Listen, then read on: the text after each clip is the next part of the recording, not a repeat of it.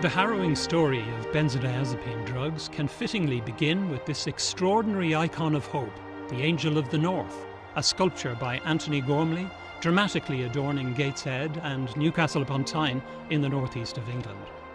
It's a striking image for the home of Professor Heather Ashton, who has become a veritable Angel of the North for those who have suffered and are still suffering from the terrifying nightmare caused by taking benzodiazepines, Vallium, Ativan, Xanax, Klonopin, and hundreds of others prescribed by their doctors. The many side effects are painful and agonizing and can last for years, perhaps permanently. There's evidence pointing to brain damage, which the drug companies, health agencies, and governments ignore.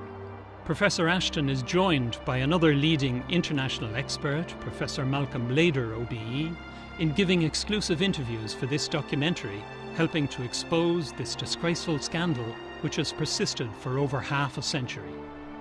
It's a medical disaster. We have had many before, and we have many again, but at least we can try and rectify that disaster, or at least rectify the effects of that disaster.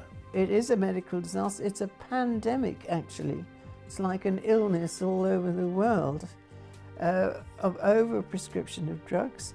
And the reason is partly because doctors don't think what they're prescribing, number one. Number two, pushing by the drug companies. Number two, and number three, not enough research. At the present moment, we have this large group. We've got to try and set up facilities to help them come off the medication if they should want. We need to develop alternative methods of treatment which don't expose people to pharmacological dangers, and we need to compensate them if we've made a mistake. In Newcastle, Professor Ashton set up a clinic for benzodiazepine victims. The drugs are anxiolytic and hypnotic, relieving acute anxiety and insomnia. But disastrously, the actual use has been extended by doctors, used as a muscle relaxant and for pains, sports injuries, normal life stresses like bereavement, tinnitus, and in my case it was for Meniere's disease, an inner ear problem. Despite overwhelming evidence of dangers, doctors, health authorities and governments have failed to protect citizens from this crime against humanity. Unbelievably, after more than 50 years, new victims worldwide every year are being led by their doctors into this vortex of pain and suffering, completely avoidable if prescribing is sharply curtailed by law, and patients, by law, are clearly and strongly warned of the dangers. This was a real, and still is, a real tragedy. As I say, people lose their jobs, their income, their relationships, their marriages. What we need, I think, is a wake-up call where we find people who are showing signs of brain damage, even if it's just functionally to start with, and that this would act as a catalyst. Drug companies now do list a lot of side effects, but what they don't tell you is that for a significant number of benzodiazepine sufferers, potentially millions worldwide over half a century, the symptoms, particularly the physical and painful, do not go away and can be crippling for years. In some cases, I think you suggested it was 10 to 15% of those suffering from withdrawal symptoms. They have protracted withdrawal symptoms. The symptoms go on for longer than a year, and sometimes for years, and possibly even permanently. Yes, that's only an estimate though. There were some who didn't seem to recover fully, but most of them lost their anxiety. But there were people who still had muscle pains, muscle spasms, mostly physical things actually, but they'd lost their anxiety and depression and nightmares and all those. The mental systems went, but the physical symptoms tended to be long-term. Yes, now this is even more contentious, what we call the persistent withdrawal syndrome. And we described that, and so did Heather Ashton, many years ago, and we were concerned about this. Now, I laid down quite firm criteria. I said that this would have to be a condition in which somebody stopped the medication, developed a withdrawal syndrome with the symptoms I've just mentioned, but those symptoms persisted. I didn't see this coming on as a separate syndrome later with a gap of symptom-free, but there are variations on this. Some people do get permanent, well, feels like permanent symptoms. We don't know the causes of them. Nobody's ever looked at them. So we just need to do some research on that, but we haven't. As you know, I myself am suffering from long-term side effects of benzodiazepines. It means that I can't walk very much. In some cases, I can't walk at all. I'm suffering from electric currents running through my body, also electric shocks. Is that common? Have you come across those kind of symptoms in your work? Well, yes, I have, certainly, and those ones do seem to be protracted. And the interesting thing is, in this age where everybody's having antidepressants now, SSRIs like Prozac, they can produce similar symptoms, including this electricity feeling. And one wonders that if we ever get rid of benzos, whether another lot of drugs won't take over and be just as bad. Certainly some of the short-acting Prozac-like drugs are.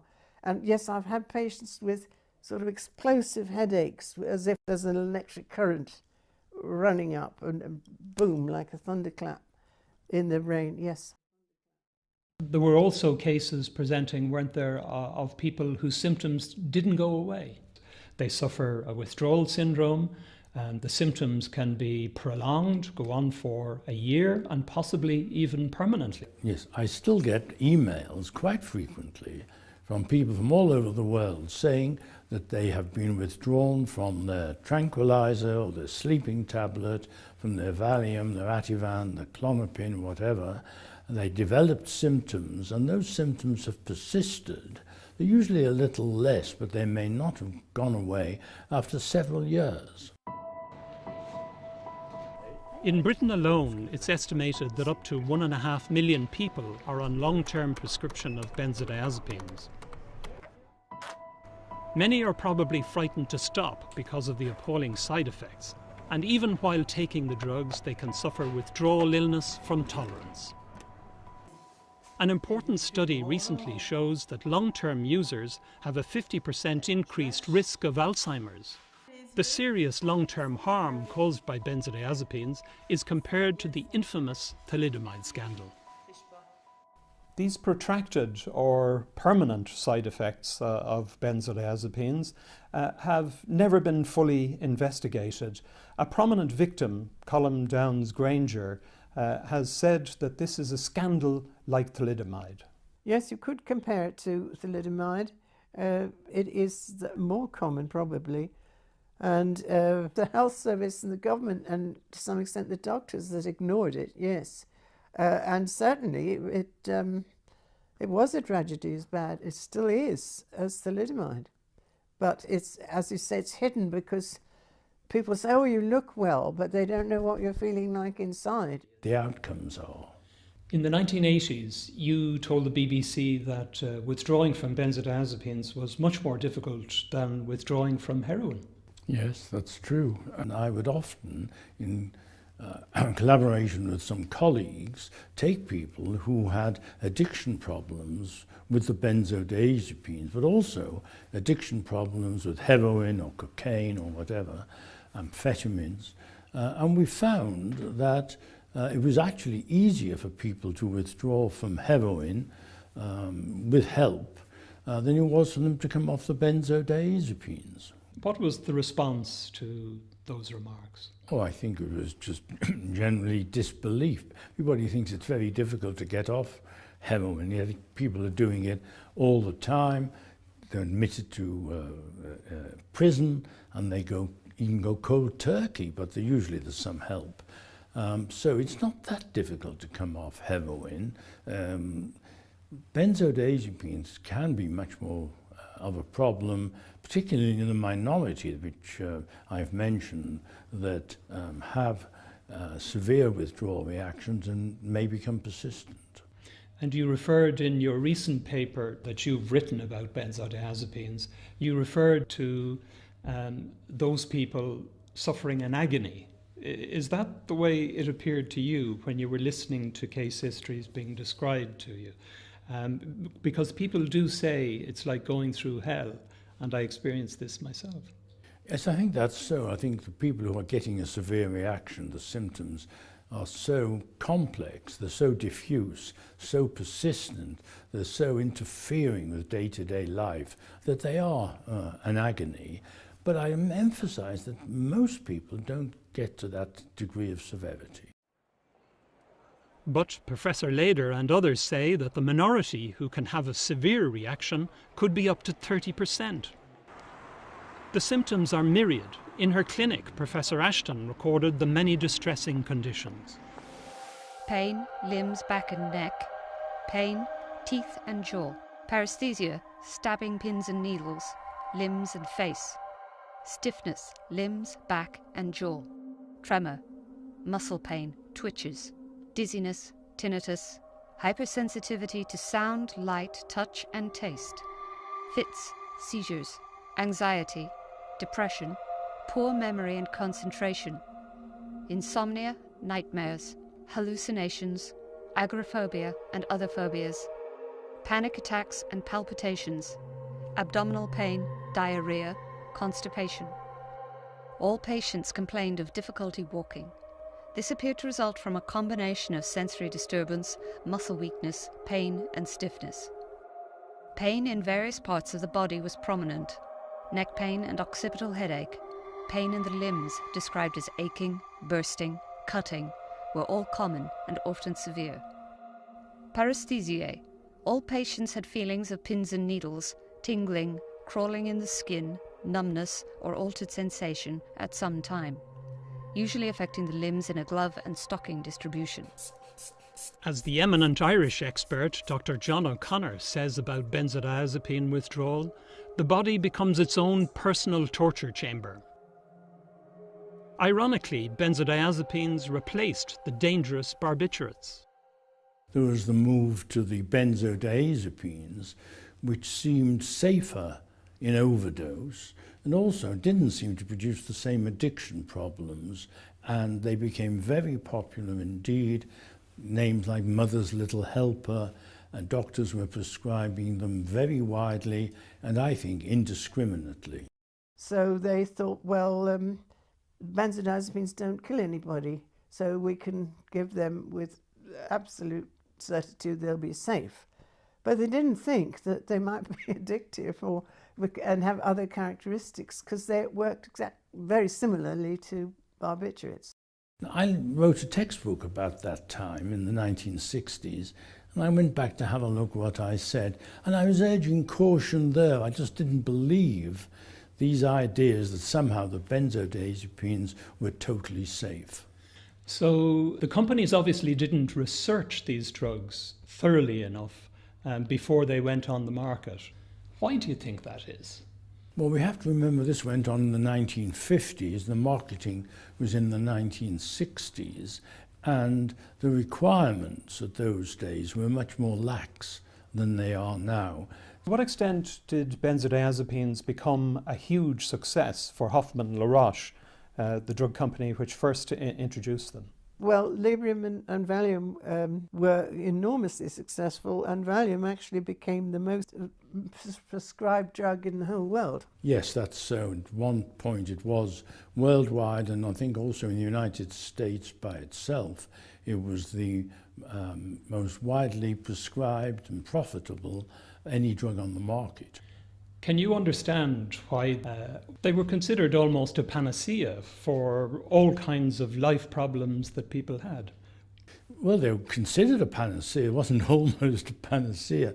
They were considered a panacea. And if you look at the adverts at the time, the pharmaceutical companies were advocating their use in any sort of situation. And we have this phrase, the worried well.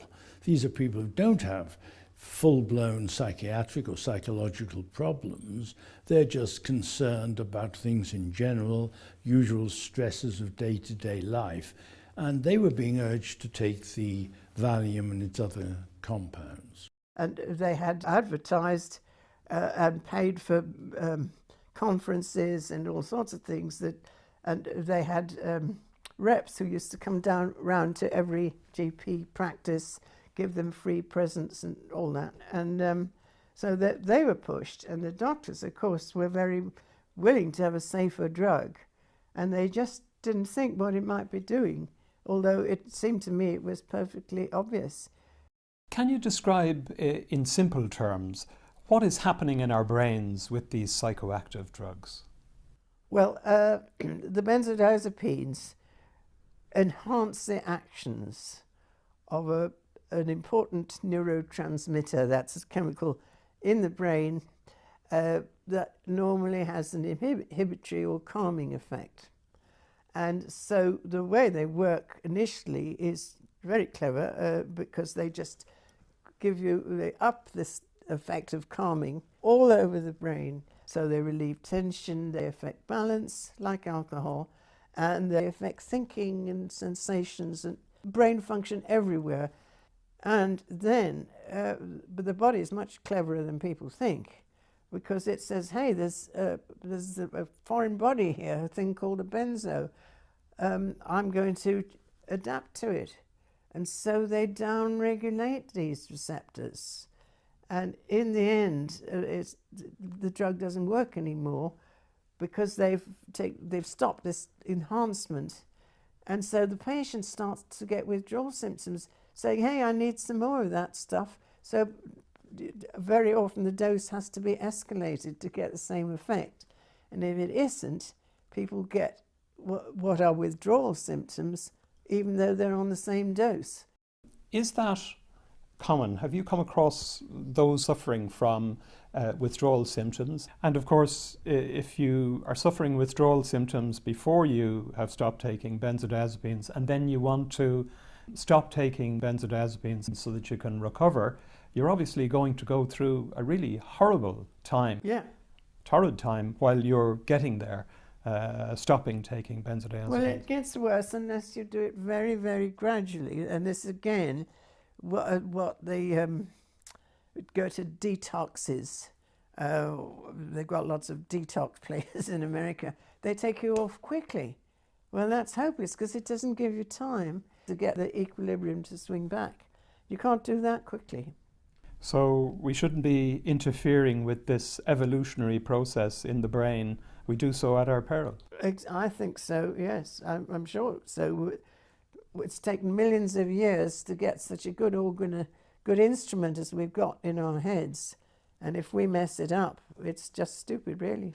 When did you begin to have really serious concerns that benzodiazepines were actually causing real problems for people? Late 1970s, early 1980s. Well, I had two concerns. The first concern was the extent of prescription. I felt that this could not reflect definite psychiatric illness in the population. This was overprescription, and there was going to be a price to pay for that. So that was my first concern. And in fact, I wrote a paper called Benzodiazepines, Tranquilizers, the Opium of the Masses. And one of my colleagues wrote a paper called Benzodiazepine Bonanza. So our first concern was the overprescription. And then as time went on and we did further studies, it became clear that there was also dependence at therapeutic doses.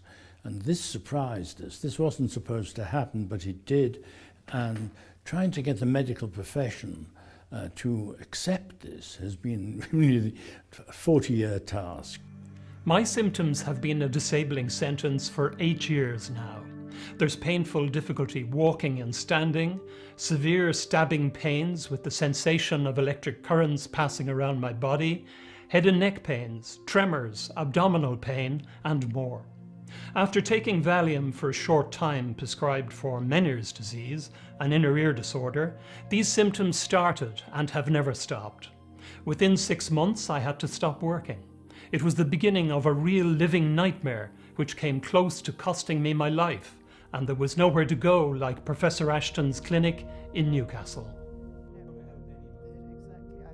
Why did you establish your clinic dealing with benzodiazepines in the first place? People taking the benzodiazepines, many of them by that time had taken it long term, years and years. I mean, I've seen people who've been on it for 20 years or more, and they realised that after a while the drugs didn't work anymore, and not only that, they were getting iller. And the patients that were referred to me were referred by the doctor because they said, look, there's something wrong with these drugs, I'm getting worse instead of better. We were interested in the effects long-term of benzodiazepines, and also we were running a clinic here for people, and we were getting increasing number of referrals for people who said they could not come off the benzodiazepines because of a variety of symptoms. We discussed this and assumed that they had pushed the dose up. They hadn't. So this is how we first got the idea of normal dose iatrogenic dependence. What people said when they tried to stop was really, firstly, that their anxiety or their insomnia or their tensions came back and were worse. But also they got new symptoms, and these were particularly perceptual symptoms, as we call them, so that you got people saying that sounds were very loud, that lights were very bright, that they felt unsteady, that they had pains and ringing in the ears and things of that sort. But in the 1980s there was first a trickle and then a stream and finally a river of people all wanting to get off the benzodiazepines, and that's how it started. And it fell to me, because I was interested in what was causing this, that I got involved in it. What kind of symptoms were people suffering from when they came to your clinic? Well, all sorts of things. They were very, very anxious, all of them, and I think that's what, or most of them, put off the doctors, and they couldn't sleep, and they got nightmares and dreams, and they were jittery, and some of them had a tremor. They developed agoraphobia, social phobias, some of them paranoid, some of them very angry, sort of rage, and with sensory disturbances, so that light seemed too bright, the room walls seemed to be sloping, you know, all these sort of strange things. Some of them were afraid they were going mad, and sounds too bright, and tinnitus, their ears ringing, and all sorts of things. And in addition to that, tremors and muscle spasms, patches of numbness, muscle pains, muscle jerks, a whole host of symptoms, both physical and mental. And but I had patients who'd been told they had multiple sclerosis and were doomed for life, and you got them off the benzos and the symptoms disappeared. So, you know, it became clear it was due to the drugs. We had one or two cases where people had epileptic fits, which you might expect, and of course that harks back to Hollister's study. But by and large, it was just this terrible hypersensitivity, and also a general feeling of being very unwell, not functioning properly. If you stop benzos suddenly, you get fits and it can kill you, incidentally. So that's why you have to withdraw slowly. Some of these symptoms were really terrifying for the people suffering them. And in some cases, people were actually becoming disabled. Isn't that the case? Oh, it certainly was. I mean, because these symptoms could be quite overwhelming, were very severe. There were even suicides. People got very depressed, and led to the breakup of families, marriages, you became impossible to work. You lost your job, you lost your income very often, and also it was difficult to get any compensation because nobody realized it was a real illness. Professor Leder has described this as a medical disaster. Would you agree? Yeah, this was a real, and still is, a real tragedy. But just to be clear on the issue, you say that at the same time, not very many facilities were being provided around the country to look after these people. And these people were measured in hundreds of thousands, millions? Well, we think from the GP studies, at least millions in the country. And so the patients themselves usually started setting up their own support groups. And it was they, and still is, support groups who get more people off and give them more support than any doctor, because there are no NHS clinics now. One of the difficulties in getting people to focus on the dangers of benzodiazepines appears to be the fact that some people can get off the drugs relatively easy, while others suffer terrible agony. Yes, and the point is that if we could predict who is going to withdraw easily and who is going to go through agonies, we could reserve the benzodiazepines, which do have some positive effects, just for those who are not going to run into problems. But we can't predict, and therefore you have to look at the totality of the distress that is caused. In 2010, Britain's Independent newspaper opened up another very disturbing chapter of the story, revealing documents from the British Medical Research Council, officially kept secret for nearly 30 years, about Professor Leder's attempt to get potential brain damage from the drugs properly investigated. That long ago, he'd carried out 2 studies of patient brains which showed worrying abnormalities. Well, we knew that alcohol, that's been well researched, taken chronically in high dose, abused in other words, can cause subtle brain damage, which is only partly reversible. I always had lurking in the back of my mind that these people are taking their benzodiazepines for many years, decades. Maybe it's having an effect on the brain as well.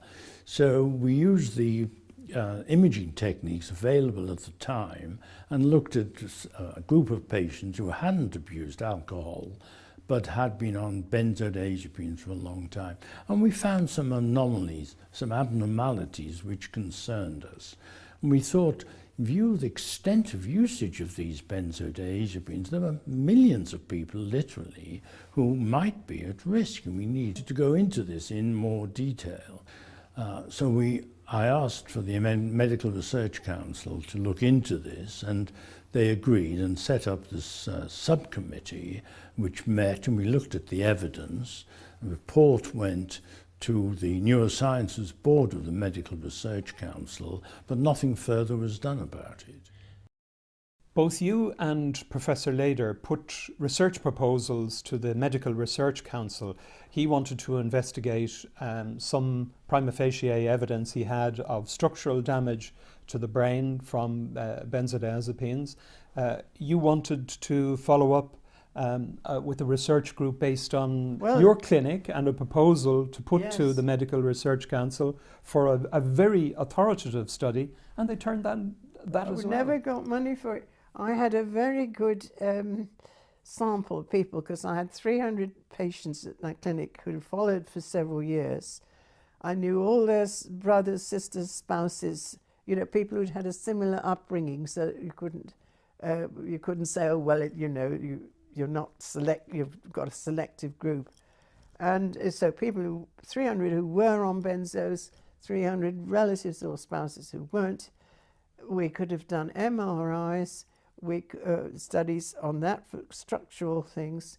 We could have done a lot of cognitive tests to see if they were impaired, because something I haven't mentioned, which is perhaps the greatest tragedy of all, is when people are on benzos, their thinking is impaired and they're prone to traffic accidents, making bad decisions, all sorts of things, and poor memory. And so we could have looked for that, see if that recovers, and other things with looking at brain function with things like EEG and magnetoencephalography as well, which are ways of looking at actual the way that neurons in the brain are firing. We could have done all that on a large number of patients. And I tried the MRC and the Wellcome Research Council and the Medical Research Council and the Wellcome. Never got the money for it. I don't think it was considered as a serious enough condition. I don't know why, but... In Newcastle, Professor Ashton wrote her now famous manual on benzodiazepines, describing the symptoms and showing how to withdraw slowly. It's free on the internet. A book could have made her a fortune. It's the Bible worldwide for victims of doctor-induced benzodiazepine illness. Professor Ashton became a medical advisor and friend to victims everywhere. This is a bound volume of some of the thousands of letters and emails she's received from all over the world, made by a grateful patient. The consultant who recommended I take Valium for Meniere's disease brushed aside my concern, saying it was a most maligned drug that could be a preventative against Meniere's attacks. He stopped prescribing Valium for Meniere's now, a lesson learned at a huge cost to me. When I started getting darting pains in my legs, I searched the web and in shock found the Ashton Manual, which explained what was happening to me. You wrote the Ashton Manual, which was published on the web. It's about benzodiazepines, how they work, and also about how to withdraw from benzodiazepines. Why did you do that? Was it in response to a very big need? Well, yes, because the patients seemed to know more than the doctors. All of them said the reason they'd come here was because they got no help from their GP or from a psychiatrist. I had patients referred from psychiatrists even, and the patients seemed to know better than the doctors. And so I wrote that manual for patients who couldn't get help from their doctors. It was for them. And the interesting thing is, although patients all over the world have snapped it up, the doctors still don't read it. Actually, one thing we haven't mentioned yet is that in all the literature telling you how to prescribe drugs, they all say that benzodiazepines are for short-term use only, 2 to 4 weeks maximum. And even the company that makes them says that, but it's just that nobody takes any notice. How many languages is it translated into now? Well, it's over 12. Over 12. There's a Japanese one. There's all the European languages. It has been used by literally millions of people all over the world. I presume so, yes. I mean, if you look at the prescription levels, interestingly, Japan has the highest in the world prescription levels at the moment of benzodiazepines. And they're lapping it up. And, you know, all these things have been translated by people voluntarily. I mean, they've never been paid for it or anything like that. Suicides have taken place Yes. with people suffering withdrawal symptoms maybe while they're still taking the Yes. drug, or alternatively going through this terrifying period where they're reducing and stopping. Is that common? Have you come across those kind of suicides? It is very disturbing, and there have been suicides. You think, can't cope with this anymore. I suppose suicide is a possible outcome, and I think it's more of it is maybe hidden because people don't try and come off the medication, don't come off the tranquilizers. They think it's helping them, and they go on, and in fact they go to the grave with a bottle of tablets beside them. I think it's that's where the hidden amount is. It's you don't know that you've got problems until you try and stop. Also, that they cause depression. You know, what with pain and depression and anxiety and the whole lot, what is there to live for? Your marriage is broken down. I mean, it's not very high, but there have, and I don't think anybody's counted it either, but there have been suicides, usually in withdrawal, but sometimes when you're still taking them. But the numbers might be bigger than people think, because these would be hidden as well. It's quite possible that they wouldn't be reported as suicides. Well, benzodiazepines are implicated in the big suicide studies. Most people, if they're going to commit suicide, they take a big drink, they take an antidepressant, they take a benzo, you know, they take a whole lot. And the one thing about benzos that made them so safe was that they didn't stop your breathing, they didn't depress respiration, like barbiturates do. But if you mix them with other drugs, painkillers, painkillers or antidepressants or other drugs that depress respiration, the additive effect can kill you. So whether they cause it or not, well, we don't know. But you can be suicidal just on a benzodiazepine alone. Cruel reality intervened in April 2016 when 49-year-old building conservationist Paul Rayner from Somerset took his own life 10 months into a painful withdrawal after stopping the benzodiazepine clonazepam, also known as Klonopin. Paul had to give up his job, which he loved. Here he's working on Truro Cathedral. Paul's side effects were shocking. His former partner and close friend, Brooke Fenton Hale, describes how he lost his sharp mental skills and felt his brain crashing against his skull, shaking and vibrating every day. He had pains and vibrations in his legs and body. He suffered tinnitus and nightmares. In the shower, the water hit his skin like needles. He spent days lying on a bed or a sofa, a far cry from the happy young man with his first daughter, Alice.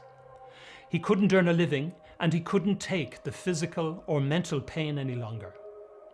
His mother, Janet Rayner, a former nurse, is very angry about what legal medications did to her son. Can we look now at the possibility of long-term brain damage caused by benzodiazepines? In your view, is this possible? And if it is possible, are there ways and techniques available now today, research techniques, which could prove or disprove this? Yes, one could certainly these days with modern techniques. People have told me you could easily tell in animals whether the receptors of benzodiazepines change if you feed them benzos for a long time, and whether it comes back. So some don't come back to normal, so your nervous system can't function as normal. So you say that there are these research techniques now which would be very good at illustrating if there's a change, long-term changes in the functions of brains as a result of taking them now. We could. Also said to the Sunday Independent that you regretted that you didn't push the issue more actively. Yes, I do regret it. I mean, I felt perhaps I should have done, but there are times when it's rather nice to stop banging your head against the wall. A penetrating light has been shone on the darkness hiding the benzodiazepine disaster by Professor Ashton and Professor Lader. Ironically, those who voluntarily take illegal drugs get substantial medical resources from our societies, while victims of doctor-induced illness from prescribed drugs often get little informed state help. The legal pharma industry can and has done much good, making drugs that save lives and alleviate illness. But there's no excuse for the scandalous neglect of this pandemic of life-destroying pain and suffering benzodiazepines have caused and continue to cause today. There's no excuse now either for the ignorance or negligence of the medical profession, who often wrongly prescribe them. Governments and health authorities have shamefully failed their societies, pandering to big pharma because of their economic muscle. Academic researchers too must recognise they have a social responsibility to investigate this disaster. It's long past time that these actors faced up to the truth about these drugs and started doing something about it.